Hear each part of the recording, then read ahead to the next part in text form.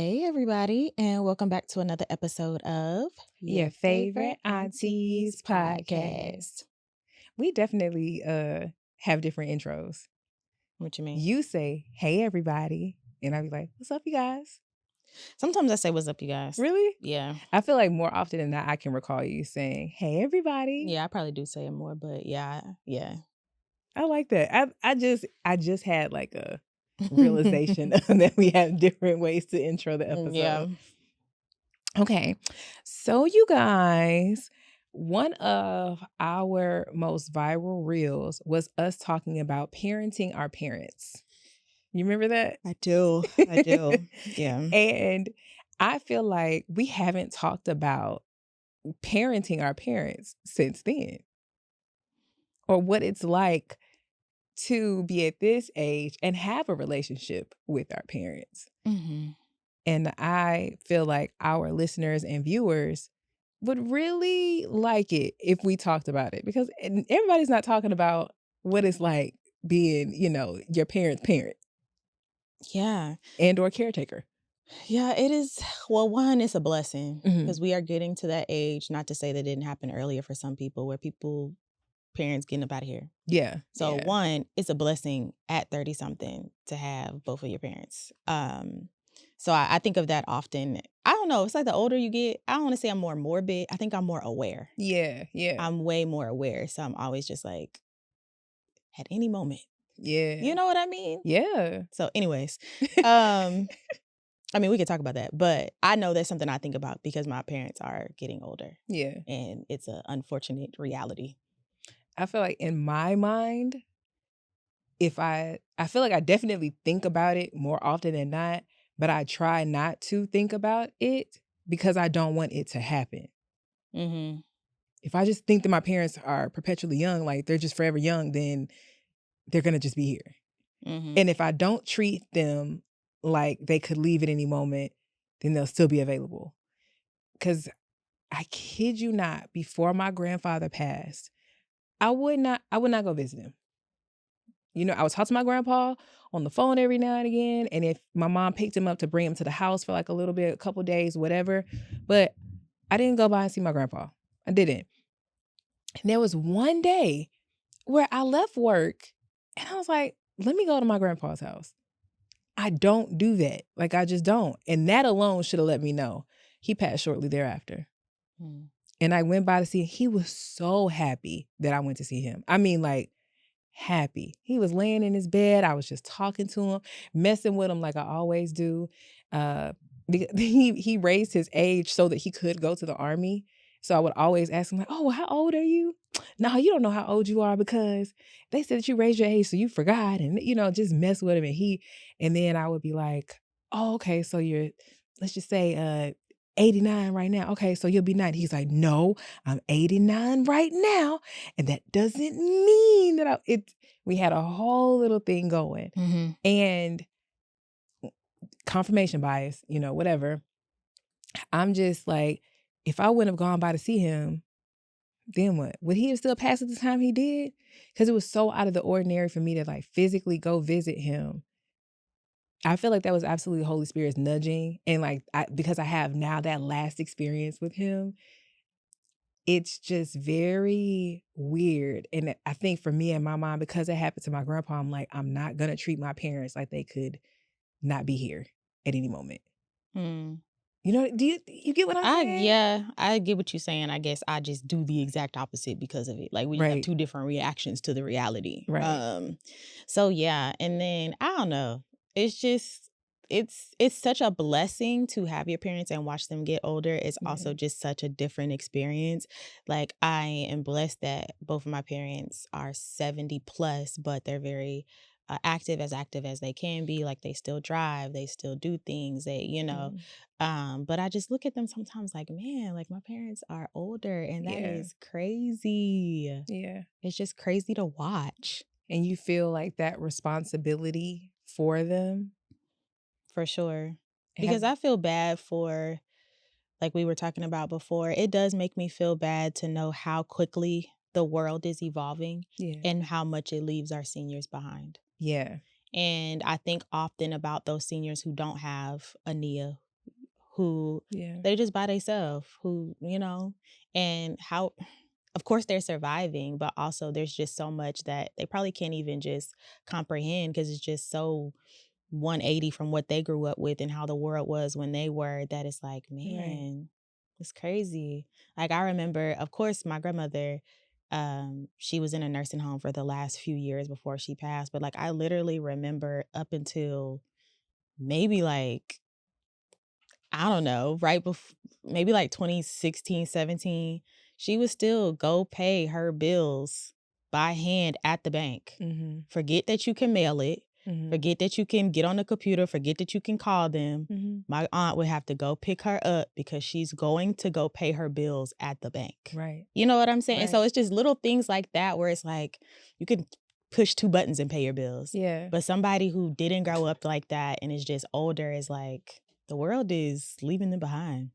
And you know what's so funny? While I'm at work, there are so many older people who come in. Oh my goodness. Some of them have really good attitudes and then some of them don't. Yeah. And I'm not going to sit up here and act like it's not hard helping them, because it is.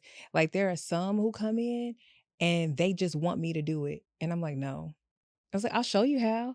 And then they get like very frustrated that I won't just do it for them. And then I just share with them, I'm like, you have to learn. Like, and I'll sit here with you, but like I'll walk you through it. But I'm not going to do this for you because you need to learn. And it's not that I'm not trying to be patient with them, but it's like, I don't want you to be left behind. And if you keep on having this attitude about it, you will be left behind. And then it'll cause you to get even more aggravated because you don't know how to do this stuff. And I feel like more often than not, they just feel like incapable or inadequate. Mm-hmm. And you're going to continue to feel like that if you don't do this. You know what I mean? And I can see how that would be frustrating to them, but they don't want to admit that they need the help or that it's foreign to them. Like there's still like a pride thing. Sometimes they don't want to admit that they need help because they're so used to helping us. So now it's time for them to be helped and they don't feel like, I don't need to be helped. Like I don't need, it's like, you do, Barbara, you do. Mm-hmm. You know what I mean? I'm sure it's hard. I know that, so I talk about my grandma a lot, but I remember my grandmother was so independent. My grandfather died when I was like 2. So for the last 30 years before she passed this January, she was a single woman. Her kids were grown, but she never married again or nothing like that. And she was just the most independent person I know. Like, she gonna get it done. Yeah. I don't know of her not getting it done. And she didn't even have, God bless her, she didn't even have a high school diploma. Didn't even graduate high school. And I remember talking to her because it was a joke amongst family, but also it caused a lot of strife too. She was mean. Mm-hmm. She was. Yeah. She was mean. But I remember her telling me one day, you don't know what it's like to not be able to do what you want and need to do on your own. Yeah. You got to sit up and wait for somebody to help you, wait for somebody to come get you, wait for somebody to help. It's frustrating. And I remember her telling me that. And I'm like, I get it, because I know how independent I am right now. And the moment I would have to depend on everybody else, and you can't depend on other people and also expect them to do stuff a certain way. And that was her issue, because she was very particular too. Y'all think I'm particular? You talking about somebody who used to iron her sheets. Oh. She would iron her sheets that go on the bed. Lady. Very particular. But you can't, you ironed your sheets to go on the bed, but if you need help and you need somebody else to make the bed, you can't expect them to iron the sheets. Yeah. You know what I'm saying? Yeah. So I know how frustrating that could probably be, knowing that you are a particular person, you're independent, and you just have to depend on somebody else. Yeah. That I can only imagine. Lord have mercy. So experiencing this with your parents, experiencing life with other people who are older than you around you, how do you feel like that's shaping you for your future self, like your older future self, Yeah, I'm definitely, like I said, I'm more aware. I've been on a kick lately of being prepared. Mm-hmm. So in the last year, like I made sure I got life insurance outside of my job. I just started working with a financial advisor a few months ago. And so one of our next steps is for me to talk to like an estate attorney and like get a will. It's like, I'm young, but also Anything can happen. Anything can happen. Yeah. And the last thing I want is for me to have worked so hard in the years that I have been here and nobody knows what to do, who to call, where my money is or nothing. Yeah. And we're just, Yeah. you know? So it has just made me so much more aware seeing what everybody around me is going through, talking about retirement. And it's crazy to think about because even when I talk to my financial advisor, he's like, I know this is hard because you're only 34 and you're thinking about something 30 years from now. We don't even know what the world's going to look like 30 years from now. But not planning it will put you in a position like I hate for somebody. My mom has been retired, but she would work part-time in the school, like tutoring and stuff. But she finally stopped. This is her first school year not, and just actually being retired. Because I'm like, I don't want you to be 70-something going to the school every day. Like, no. Yeah. Especially with this generation of kids. Baby. I need you to be at home. Hello. Forget them. You know, I need you to be safe. I need you to be worry-free. Like, this is not the time in your life where anybody should be stressing you out, you know? Right. So it has just made me more diligent to like be prepared, take care of things because I see what could happen if I don't. What about you physically? And then what about you as it relates to the world around you? Because you and I have talked about the fact that there's a front portion of your life where you don't know music and TV. Now you're at this other portion of your life. You don't know. We were on the Patreon episode trying to think about like who would play you in your younger self, but you don't know any other actors who are young right now. And it's like you only know this part of your world and your life. And think about that's the same thing our parents did. And that's how people get left behind in a sense. So does that open up your mind to say, you know what? Let me kind of look at these little actors. I'm just using actors as an example, but you know what? It's difficult because so my parents were older when they had me. So I feel like while that had some pros, it also has some cons. And the con is that even though I'm 34, my parents are 70 plus. So I've had to step in and take more of a caretaker role with them. So I don't feel like I probably have the capacity as somebody else who's 34. You know, like I know I told you once my dad had got sick last year and he's better now, but just overall, once that happened, my life just changed. Yeah. And it got very serious. And I had another level of responsibility that I didn't have because I didn't have children. Right. So I was just doing my thing. And so now it's another layer of responsibility, or just like there was another family emergency that we had. And even though that person was young, it just changed the chemistry of my mind to where like I'm always checking on people. What can I do? I cook, I go to the grocery store. How can I take this off of your plate? How can I help? And I didn't get like a space of time, a long space of time of freedom, because even though I'm 34, my parents are older. Yeah. You know what I mean? Yeah. So I don't even feel like I have the capacity to be looking at these young actors because, baby, what? Like, I mean, but outside of that, I mean, just as an example, I know that's not all that you, but I'm saying just capacity in general. Like, life just got super serious, and I've just taken a much more active role than some other people have to take in their parents' lives. Yeah. I think for me, how it shows up, my parents are together. So it's like I know that my mom and dad are waking up to each other every day. So I think that because I know that there's somebody in the house, that helps. That helps a lot, you know, and my dog is still with my parents, and then they have a dog. So I know that my dad is like, he's up. He's in the morning taking them out to the restroom. He's feeding them throughout the day. He's checking, you know, like my dad has something to do. Like I know he has, you know, some responsibility and something keeping him up. He has track and stuff that keeps him active. My mom is incredibly active with my niece and my nephew, picking them up from school, taking them to school, taking them on the weekends, you know, just she's always up doing things. So I think that's definitely what's keeping them young. So I don't necessarily like worry about them as much because they have stuff going on. And I know that that's keeping them up and moving. But my dad, maybe like 6 or 8 months ago, he just kept on wanting me to come to the house. And I'm like, okay. And he was like, I want you to come over here because I need to show you some documents. I need you to see where things are. And I'm like, you got something to tell me? You know, like what's going on? Because my dad is 70 plus, my mom is 65 plus. Like, you know, my parents are up there, but like I still feel like they're young, you know? And for my dad to say like, hey, I want to show you where these documents are. This is my will. This is what my bank is. This is yada yada. I was like, ooh, this is a lot. And then he put it to me like this, my sister is married. My younger sister that I have from them, like, she's married. She has children. She has her own family. My mom is the same age as him. Like, could she know where these things are? Does she know what these things are? Yes. But like, he was like, you're the one who has to know, because I don't have like relationship or no relationship. It's just me. I don't have kids. I don't have anything that's preventing me from, like taking care of them or like becoming that caretaker. I don't have anything in the way. And when he said that to me, I was just like, ooh, like you are leaning on me because I don't have a responsibility outside of them.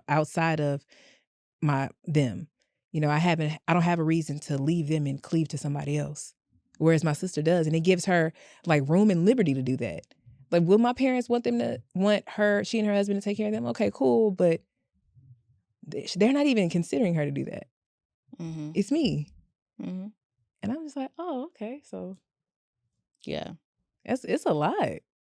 That's a lot to take in. I'm not necessarily, I don't know how I would feel being put in your place or I don't know what that's like at this particular point. But I feel like this is a lot, and it's just this particular part. I don't even know how I would feel if I did have to be a little bit more of a caretaker to them. mm-hmm. So that's definitely something to think about and be more mindful of. And it's like, you always want to keep tabs on like, what you doing? Why you not answering the phone? And like, I had to get on my daddy because he thought you don't need to save text messages and stuff. So he go through and delete the messages and stuff. Every time he delete it, he stopped sharing his location with me. And I had to tell him, no, I need to know where you are. So I need to have this. Mm-hmm. Same thing with my mama. I get to call my mama. Why are you not answering the phone? Yeah. Girl, where are you? And what you doing? And I started having to show her better than I could tell her. When she not answering that phone, I'm finna pop up. Where are you? Mm-hmm. I pulled up on her the other day. She was at McDonald's with my niece and nephew, not answering the phone. Mm-hmm. Because what are you doing and where are you? Why are you not waiting on my call? Yeah. Yeah. Yeah. It's definitely a bigger worry that, again, I've had to talk about in therapy because I just carry this internal worry all the time. Just like, are they okay? And because my parents are not together, they both are single, and I live with my dad, but ultimately they both live by themselves. Mm-hmm. So if I don't know where they are, there is no other person that's coming home every day to let me know that they are okay. So yeah, like I hate when my daddy leave his phone at home. He don't often, but sometimes he does. Or my mom don't answer the phone because I'm like, oh no, like, yeah, I wish I could do more, but then also I got to relinquish it. Like my therapist said, if whatever's going to happen regardless of how worried I am about it. Right. So you got to put you first, Lucius. It's tough though. It's tough. You just worry about them. And I guess that's probably how you feel about children too. I just haven't crossed that line yet in life where you just, because you love them so much, you worry. Perpetual worry. Yeah. I can only imagine. But I couldn't even imagine right now, like having children and then also having older parents as well. Because it's like, what? Yeah. Yeah. But it's like, which one has the more immediate need? Is it your kids who do need you, or is it your parents who do need you? Ultimately, it would be your kids. I know one thing my dad told me when everything was going on, and even though he told me this, you just still worry, and it's hard to internalize. He told me, he was like, I don't want you to stop your life for me. Because for 3 months, I did stop my life. Yeah. I mean, I just felt like I didn't have another choice. And in your situation, both my brothers have children. Yeah. And then they're both in relationship, and one has since got married. So I feel like who else gonna sit up here at the hospital all day and talk to these doctors? They got to go drop this person off, and they got to go cook dinner. Yeah. Then they got to, I'm the one that's like, I mean, I can just pick up something. It's just me. You know what I mean? There were other things I had to put on the back burner during that time, but it'd be you. But even outside of that, I've always been, even though I have older siblings, I've always been the one that's looked to as, okay, you're the one that's going to take care of things. You're the one that's going to talk to the people. You're the one that's going to make sure everything's organized. I've always been that. So that feeling all the time, it'd be a lot. It's a lot of pressure. Uh, It's a lot of pressure. But what do you do with that? I mean, shout out to your man because I know that, he's doing life with you just as much as you're doing life with him. But I know that there is a certain level of patience that he's had with you in this time because, Yeah. you talk all day. As an introvert, you talk all day because you are, training, and then you come home, you take care of your dad, whatever he needs, whatever your mom is needing. You may drop something off to her. You may have to go see about her or take her somewhere, here or there. And then you still have to fit in time with your man because, you love him, you care about him. Yeah. But then there are some days where you just may not have like anything to give him, and he still is like understanding of that. Yeah. We actually, I had talked to him about that because I felt bad. Because I feel like over the last year, he's been through so many just like emergencies with Yeah. me. And I can just only imagine how it feels. I'm the person going through it, but to be with the person going through it and not just one thing, but like multiple things have happened, Yeah. like death, hospital, massive stroke. I mean, like it's been a lot. And I can only just imagine for him. Of course, I'm sure he wants to talk to me. I'm sure it was many a night where we would have to I would call him while I was sitting in the hospital and just step out the room or be like, okay, let me call you back. The doctor's coming, and just make it work. Yeah. So it is important to have somebody that understands that although they're always a priority, sometimes your time to be able to devote but that's what everybody in my life. And I say that all the time. Like the time to be able to devote is just not always the same. Yeah. It's not. I mean, we had a conversation about that. Yeah, and it's difficult, but I mean, it's life. I don't know what else. Right. I think my biggest thing with you is I be feeling like, okay, what do you need? Because more often than not, you'll say like, I'm not really feeling like a key right now. It's not a key time. Yeah. And then I in turn feel like, okay, what part do I play? Do you not need me to do anything? How am I supposed to show up for you? Like I told you, I get that we not talking every day. Like, that's fine. But I'm also like, is she needed something and I'm like not giving it? Or it's just she not need anything and she just need me to understand that she just needs to be understood, Mhm. I still feel as your friend, seeing you go through these things, whether it be with your parents or just family in general, I'm like, what does she need? Do I still need to be there? Like, does she just kind of like need me to not need anything? Like, Yeah, what? pretty much. I'm just like, what role can I play to make it easy? Like you say like, ain't nothing funny right now. I could make you laugh if you did want a key. But it's like, yeah. is it that you don't want a key or just ain't nothing to keep? That's kind of like where I'm feeling like being a friend to you while you parent your parent, caretake your parents, or whatever the case may be while you live your life, recognizing and respecting that our relationship dynamic is going to change because of life changing. But what do you need in that time? Do you literally just need nothing and just understanding? Or are you just microscopically looking for me to be like, hey, want me to do something? You know what I mean? Yeah, I don't need anything. All right. I feel like, I don't know, sometimes you just go through things in life where there's just literally nothing anybody can do. Right. You know what I mean? Yeah. Like, there just isn't.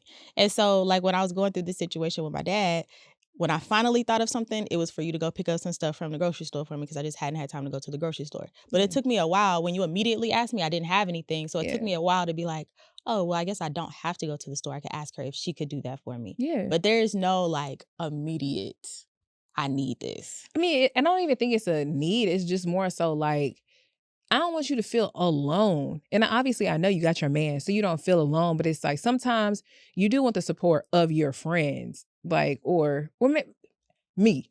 I don't care. I want your support that way. I want your support that way.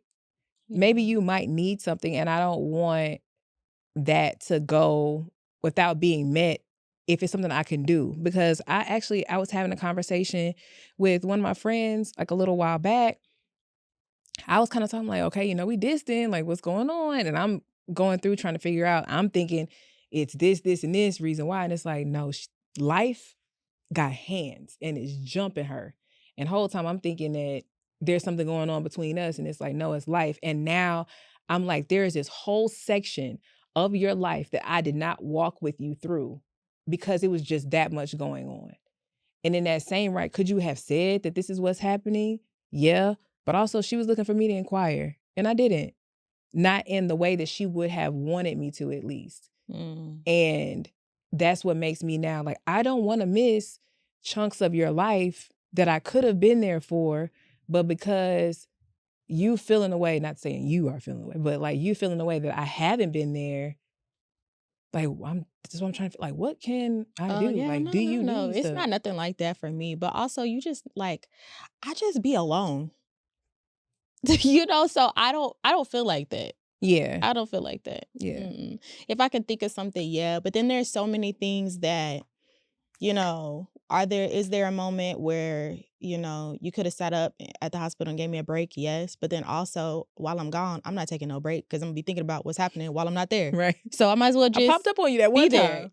but you know what I'm saying? So Yeah. I'm like, ain't no use in even put myself or that other person through that.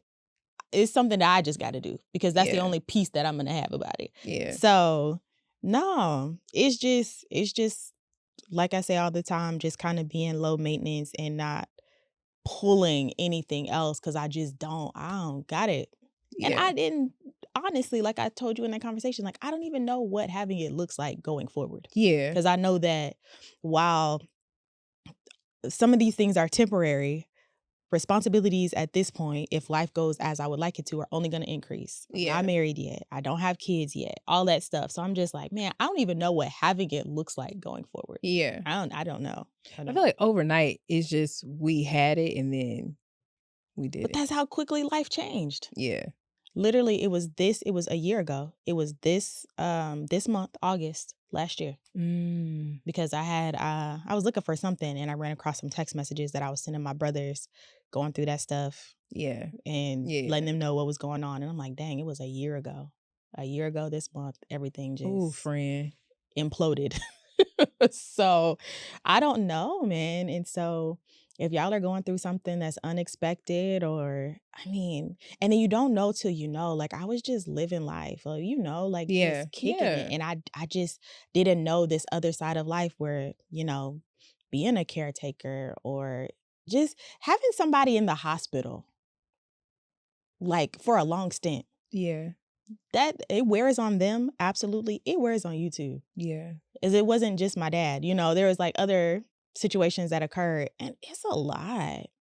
I think I have like a little PTSD. Like I still have just little flashbacks. Yeah. Yeah. It's a lot. Life is a lot. Life is a lot. And That's it just gets serious so fast. And I guess we should be grateful because I guess it could have got serious a long time ago. We just had the opportunity to kick it because we didn't have children and we did, we were just kicking it. It just changed. I thought it was going to be a gradual thing and it just flipped on its head. And I'm like, oh, life is serious, huh? Yeah. Like, oh, okay. We got to be very for real. Yeah. Right now. Like right now. Right now. Be very for real. Everything is life or death.